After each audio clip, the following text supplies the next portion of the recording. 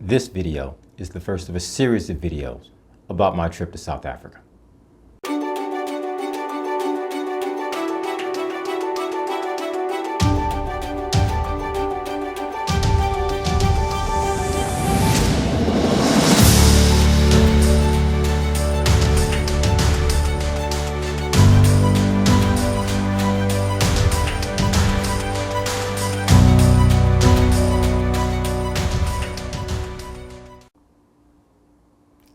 I've been on a few African safaris now, and I can say this about all of them. They did not disappoint. This particular trip, I spent close to 2 weeks in South Africa, most of that on safari. I took over 5,000 images. It surpassed all of my expectations.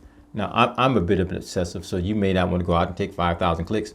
However, what you may want to do is consider how to prepare for something like this, what to expect from something like this, and what you will see in something like this. If you're planning to travel to South Africa from the US, know this, it's a long flight. So everything you do to prepare for a long flight, you're gonna need to do all of that. We took a direct flight to Johannesburg. It was 15 and a half hours. I live in the Eastern time zone. So I imagine if you're gonna be out west somewhere, if you live out west somewhere, that it may be even longer than that. There are a couple things that you wanna do before you get on a plane. You wanna consult with your physician. Depending upon where you are, you may need some medications. You may need yellow fever, you may need malaria, you may need typhoid medications. That is something you want to consult with your physician about before you get on a plane. Something else to remember before you board a flight, pack light. Now, there are many airlines in the US that will allow you 50-pound bags. Yeah, that's not going to happen anywhere else. You're probably going to be limited somewhere between 35 and 44 pounds. So just keep that in mind. Before you leave, when you're packing, remember this. The South African seasons are opposite of those here in North America. Our summer is their winter. And although their winters are not very harsh, mornings and evenings can get a bit chilly. Remember to bring layers of clothing, bring insect repellent, bring cameras, binoculars, bring an open mind, bring rain gear because you still go out even if it's raining. Be prepared to take a lot of pictures. You may want to exchange some currency. The South African rand is now, the exchange rate is somewhere between 16 and 17 rand per dollar, which is actually pretty good, at least according to South Africans. They say the dollar is really strong. South African currency is actually artwork. It is beautiful. It has an image of Nelson Mandela on it. Thank you for watching. Please take a moment to like, subscribe, and share this channel. I have a lot of content that I plan to add. Before you leave home, you want to buy an outlet adapter. The things we use to charge our electronics here, the outlet that we use to charge our electronics here, will not work in South Africa. You need an adapter. The outlet looks different. The adapter, I bought mine on Amazon. They're not very expensive. You're going to use these things to charge your cell phones, to charge your cameras, to charge your camera batteries, your laptop, whatever electronics that you bring with you. If you're traveling with a U.S. passport, you will not need a visa to enter South Africa. Once I arrived in Johannesburg, I checked into a hotel, was not up to making another flight after 15 and a half hours. However, the next day, got up, went to the airport, flew to Kruger International Airport. Otherwise, from Johannesburg, it's a 5-hour drive. The park is about a 2-hour drive from the airport. So just kind of keep that in mind. You're going to drive through some farmland. You'll see macadamia farms, bananas. You'll drive through some small towns. It's a kind of an interesting drive. If you do choose to drive, do not speed.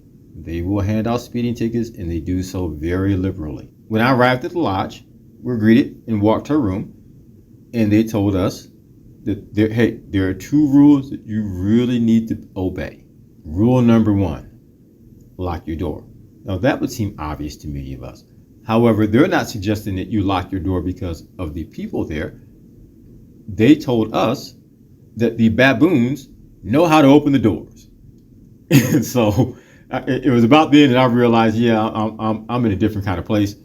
Then came rule number 2, which was fairly obvious to me. They said, do not walk around at night.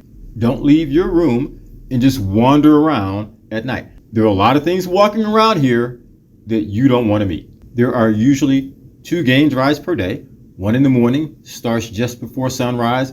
One in the afternoon, starts around 3 o'clock, finishes after sunset. Each one is about 4 hours long. You will typically have a guide / ranger who drives and interprets and has full knowledge of the environment around you. And you will also have a trekker who will actually sit on the safari vehicle. He usually sits out on a bumper in a chair, and he spots and locates tracks, sounds, wildlife. People often ask, what do you do between game drives? You eat a lot. I promise you, you will not be hungry. You will have something to eat before your game drive in the morning. Usually when you meet there in the lobby or you're waiting, a staging area, waiting to get in your vehicle. And they call it a snack. It looks like a pretty good sized breakfast to me. When you come back from the morning game drive, there's a huge breakfast / brunch. In the afternoon, before you go out on the afternoon / evening game drive, you will have another, what they call maybe light lunch. It's actually a pretty good sized lunch, at least for me. I'm not a big eater. But then when you come back, you will have dinner, and it's kind of huge. So I say that to say this: you will not go hungry. I would say this though: don't get fixated on just the big 5. And people may ask, what are the big 5? They are lion, leopard, elephant, Cape buffalo, and rhinoceros. Don't get so fixated on seeing them that you don't notice all the other things that live out here. It is absolutely incredible. Don't cheat yourself out of an experience. It is impossible for me to get everything into one video, so this is the first of a series of videos. Next video is actually going to be about the safari and the wildlife itself. See you soon.